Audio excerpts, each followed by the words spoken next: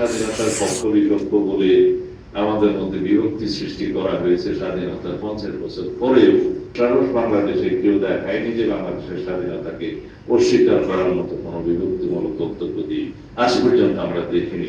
ভাষা কোন নেশনকে গঠিত করে না, কোন একক কালচার কোন নেশনকে গঠিত করে না, কোন একক ধর্ম কোন নেশনকে গঠিত করে না। সেই নেশনকে ইনক্লুসিভ করতে হয় সকল ভাষাভাষীদের, সকল ধর্মাবলম্বীদের, সকল সংস্কৃতি জনগোষ্ঠীকে, ক্ষুদ্র জাতিগোষ্ঠীকে এবং আরো বেশি আমাদের কনস্টিটিউশনের আর্টিকেল 23 ক অনুসারে ক্ষুদ্র নৃগোষ্ঠীকে, নৃতাত্ত্বিক জাতিগোষ্ঠীকে। এটা এই জন্যই একজন বক্তা বলেছেন, আমি খেয়াল করেছি, এটা এই জন্যই 15th অ্যামেন্ডমেন্টে ধারণ করা হয়েছিল যাতে তাদেরকে আলাদাভাবে খুশি করা যায়। কিন্তু আর্টিকেল 23 এটা ইন্টারপ্রিটেশন প্রয়োজন বোধহয় ছিল না। যাই হোক, এটা 15th amendment as a whole challenge হয়েছে হাইকোর্টে, বাট যে ভার্ডিক্ট এসেছে তার মধ্যে মাত্র 6টি অনুচ্ছেদ ছাড়া বাকিগুলো পার্লামেন্টের উপরে ছেড়ে দিয়েছে। এনিওয়ে, সেটা এখন আবার অ্যাপিলেট ডিভিশনে আবার আপিল হয়েছে, তখন দেখা যাক আরো কি কি আর্টিকেল সেখানে অ্যাড্রেস করা হয়। তারপরেও আমি বলবো লেজিসলেটরদের লেজিসলেশনের ক্ষমতা আছে, সেটা দেয়ার লিবার্টি ইন দ্য লেজিসলেচার, পরে কি এনাক্টমেন্ট হয় সেটা তখন দেখা যাবে।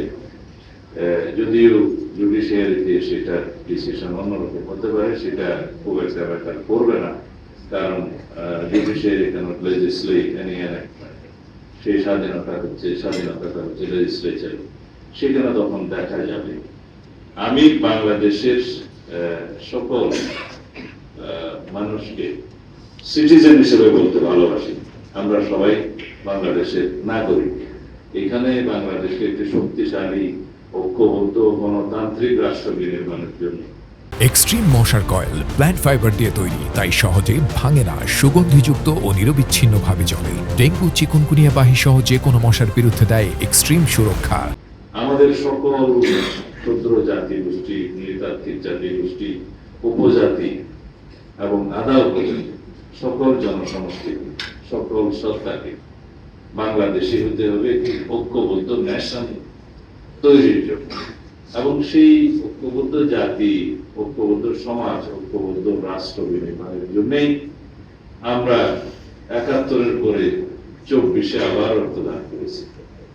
যেহেতু আমরা বিভক্তি দেখেছি বিভিন্ন রাজনৈতিক উদ্দেশ্যে এই জাতিকে বিভক্ত করার মানসিকতা দেখেছি আমরা এখানে স্বাধীনতার পক্ষ বিপক্ষ বলে আমাদের মধ্যে বিভক্তি সৃষ্টি করা হয়েছে স্বাধীনতার 50 বছর পরেও।